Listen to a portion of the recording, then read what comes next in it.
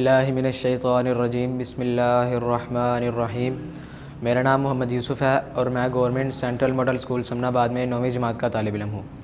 آج کا جو ہمارا عنوان ہے وہ ہے اعراب سے اسماء کی پہچان۔ یہ عنوان رکھنے کے میں ضرورت کیوں پیش آئی ہے؟ پہلے ہم دیکھ چکے ہیں کہ ایک اسم اپنی حالت کے لحاظ سے کیا ہے، وسعت، عدد اور جنس کے لحاظ سے، یعنی ایک اسم ان چار اعتبارات سے کیا ہے، اس کی حالت کیا ہے، وسعت کے لحاظ سے نکرہ معرفہ ہے، واحد یہ عدد کے اعتبار سے واحد تثنیہ جمع، جنس کے اعتبار سے مذکر مؤنث، یعنی یہ اسم کے بارے میں ہم معلومات حاصل کرتے ہیں۔ لیکن اس کے باوجود بھی کچھ اسماء ایسے ہیں کہ ہم اس کی حالت نہیں پتہ لگا سکتے، جیسے موسیٰ، عیسیٰ، ان کے بارے میں ہم نہیں پتہ لگا سکتے کہ اپنی حالت کے لحاظ سے کیا، یعنی مکمل طور پہ ہم ان کے بارے میں معلومات نہیں حاصل کر سکتے۔ اس لیے ہم نے آج کا یہ عنوان رکھا ہے اعراب سے اسماء کی پہچان۔ پورے اسماء کو پڑھنے کے لیے ہم دو گروپوں میں تقسیم کرتے ہیں۔ پہلا گروپ ہے معرب اور دوسرا ہے مبنی۔ پہلا معرب اور دوسرا مبنی۔ معرب کہتے ہیں جسے اعراب دیا گیا ہو۔ معرب کے آگے دو قسمیں ہیں، پہلی قسم ہے منصرف اور دوسری قسم ہے غیر منصرف۔ معرب کی یہ دو قسمیں ہیں، منصرف اور غیر منصرف۔ اب ہم پہلے منصرف کو دیکھ لیتے ہیں۔ منصرف کیا ہوتا ہے؟ منصرف ایسا اسم کہلاتا ہے جو اپنا اعراب فاعلی حالت سے مفعولی حالت میں اور مفعولی حالت سے اضافی حالت میں یعنی تینوں حالتوں میں اپنا اعراب تبدیل کر لے۔ ویسے جو اس کا منصرف کا معنی ہے وہ ہے پھر جانے والا یعنی تبدیل ہو جانے والا، یعنی یہ ایسا اسم جو اپنا اعراب تینوں حالتوں میں پھیر لے وہ منصرف لفظ کہلاتا ہے۔ اب یہاں ہم تینوں حالتیں لکھتے ہیں، فاعلی، مفعولی، اضافی۔ جیسے کہ بھائی لفظ ہے صالح، اب جب ہم اس کو مفعولی اور اضافی حالت میں رکھیں گے تو اس کا جو اعراب ہے یہ دو پیشوں سے مفعولی حالت کا اعراب آ جائے گا اور پھر مفعولی سے اضافی حالت کا اعراب آ جائے گا۔ یہاں پہ آ جائے گا صالحاً اور یہاں پہ آ جائے گا صالحین۔ اب یہاں ہم دیکھتے ہیں پہلے اس کا فاعلی حالت میں جو اعراب تھا وہ دو پیشیں تھیں، جب یہ مفعولی حالت میں آیا تو اس کا اعراب دو زبریں ہو گئی۔ اسی طرح جب اضافی حالت میں گیا تو اس کا اعراب دو زریں ہو گئی، یعنی اس کا اعراب تینوں حالتوں میں پھر گیا، تینوں حالتوں میں تبدیل ہو گیا۔ یہ لفظ کہلاتا ہے منصرف۔ یہ لفظ کہلاتا ہے منصرف، یعنی اس کا اعراب تینوں حالتوں میں تبدیل ہو رہا ہے، اسے کہتے ہیں منصرف۔ اب ہم دیکھتے ہیں غیر منصرف کیسے کہتے ہیں۔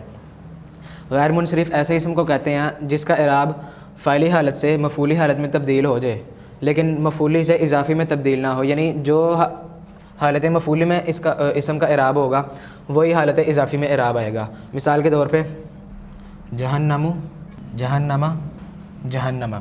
اب ہم یہاں دیکھتے ہیں کہ جب فاعلی حالت میں تھا اس کا اعراب ایک پیش تھا، مفعولی حالت میں گیا اس کا اعراب ایک زبر ہو گیا، اضافی حالت میں بھی مفعولی حالت والی اعراب ہے، یعنی اس کا اعراب وہی تھا جیسا کہ مفعولی حالت میں تھا۔ یعنی یہ اس طرح کے لفظ جو ہوتے ہیں وہ غیر منصرف کہلاتے ہیں، اور غیر منصرف لفظ ہوتے ہیں وہ زیر قبول نہیں کرتے، اگرچہ ان کے شروع میں حرف جار یا پھر مضاف بھی لگ جائے پھر بھی یہ زیر قبول نہیں کرتے۔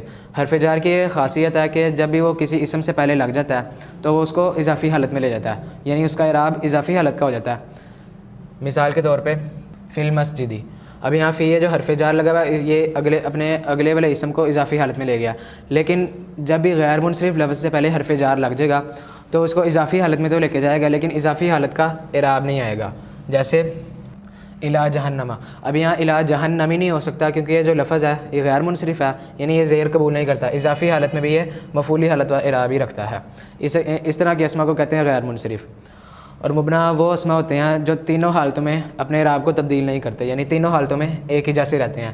جیسے یہ لفظ موسیٰ، عیسیٰ، جب ہم ان کو تینوں حالتوں میں رکھیں گے تو اس کا اعراب ویسا ہی رہے گا، یہاں بھی موسیٰ، موسیٰ، اور اضافی حالت میں بھی موسیٰ۔ اسی طرح عیسیٰ، یہاں بھی عیسیٰ، عیسیٰ۔ اس طرح کے لفظ کہلاتے ہیں مبنی، یعنی جو تینوں حالتوں میں اپنے اعراب کو تبدیل نہیں کرتے، جیسا فاعلی حالت میں اعراب تھا ویسا ہی مفعولی حالت میں بھی رہا اور ویسا ہی اضافی حالت میں بھی رہا۔ اب یہ جو منصرف لفظ ہوتے ہیں یہ تینوں حالتوں میں اپنا اعراب کو تبدیل کر لیتے ہیں، اس لیے یعنی یہ عام طور پہ صفاتی ناموں سے آتے ہیں۔ یہ جو منصرف لفظ ہوتے ہیں صفاتی ناموں سے آتے ہیں، اس لیے وہ اپنا اعراب جو ہے وہ تینوں حالتوں میں تبدیل کر لیتے ہیں۔ لیکن جو ہوتے ہیں غیر منصرف لفظ یہ ذاتی ناموں سے آتے ہیں، یہ ذاتی ناموں سے آتے ہیں، اس لیے اپنا اعراب یہ زیر قبول نہیں کرتے، اور ان کے جو اعراب ہوتے ہیں یہاں پہ اعراب صفاتی ناموں میں تنوین آتی ہے، ان یہ واضح آ جاتی ہیں، لیکن ذاتی ناموں میں ایسا نہیں ہے، ذاتی نام یہ زیر قبول نہیں کرتے، اس لیے یہاں فاعلی حالت میں ایک پیش، مفعولی حالت میں ایک زبر اور اضافی حالت میں بھی ایک زبر، یعنی یہ لفظ غیر منصرف ہیں، زیر قبول نہیں کرتے، اور یہ جو تینوں حالتوں میں ایک ہی جیسے رہتے ہیں وہ مبنی کہلاتے ہیں۔ اب یہاں ایک تین مثالیں ہمارے سامنے ہیں. فی نفس یعقوبہ من آل فرعون اور قوم نوح وعاد و ثمود. اب یہاں پہ آپ دیکھ سکتے ہیں کہ جو فی نفسی یہ مرکب جاری بنا ہوا ہے. فی یہاں پہ حرف جار ہے اور نفسی یہ مجرور ہے, یعنی اس کا اعراب زیر ہے, ٹھیک ہے. اور یہ جو نفسی یعقوب ہے یہ مرکب اضافی بنا ہوا ہے. یہاں پہ نفسی مضاف ہے, شروع میں الف لام بھی نہیں ہے اور آخر میں تنوین بھی نہیں ہے. اور یہ جو یعقوبہ یہ اس وقت اضافی حالت میں ہے لیکن اس کا اعراب نہیں آیا. کیوں؟ کیونکہ جو لفظ ہے یہ غیر منصرف ہے, بالکل اسی طرح جیسے یہ الفاظ تھے. یعنی یہ جب فاعلی حالت میں تھا تو تھا یعقوب, مفعولی حالت میں گیا یعقوبہ, پیچھے مضاف لگنے کی وجہ سے جب اضافی حالت میں گیا تب بھی یہ یعقوبہ ہی رہے گا, کیونکہ اس طرح کے اسم زیر قبول نہیں کرتے. تو اتنا یہ حصہ مرکب جاری بنا ہوا ہے اور اتنا مرکب اضافی. اس طرح من آل فرعون, یہ من آلی یہ بھی مرکب جاری بنا ہوا ہے. من حرف جار, آلی مجرور, اور آل فرعون یہ بھی مرکب اضافی بنا ہوا ہے. آلی یہاں پہ مضاف ہے, شروع میں الف لام بھی نہیں آئی, آخر میں تنوین بھی نہیں آئی, اور یہ مضاف الیہ ہے. اس وقت اسی اضافی حالت ہے. اضافی حالت کیسے؟ یہ جو فرعون یہ جب فاعلی حالت میں تھا تو اس کا اعراب پیش تھا فرعون, مفعولی حالت میں گیا فرعون بن گیا, پیچھے مضاف لگنے کی وجہ سے فرعون ہی رہا, کیونکہ یہ بھی لفظ جو ہے غیر منصرف ہے, یعنی یہ زیر قبول نہیں کرتا. اسی طرح قوم نوح وعاد و ثمود, یہ بھی مرکب اضافی بنا ہوا ہے. قومی یہ مضاف ہے, شروع میں الف لام بھی نہیں آئی, آخر میں تنوین بھی نہیں آئی, اور یہ نوح اس وقت یہ مضاف الیہ ہے کیونکہ اس کا اعراب جو ہے اضافی حالت کا ہے. یہاں پہ زیریں آ گئی ہیں. اب یہاں پہ زیر کیوں آئی ہے اس کا اعراب؟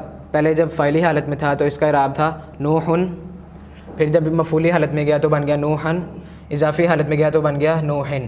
اس کا مطلب یہ جو لفظ ہے یہ منصرف ہے, یعنی اس کا اعراب تینوں حالتوں میں تبدیل ہو رہا ہے, تو پیچھے مضاف لگنے کی وجہ سے یہ اضافی حالت میں چلا گیا.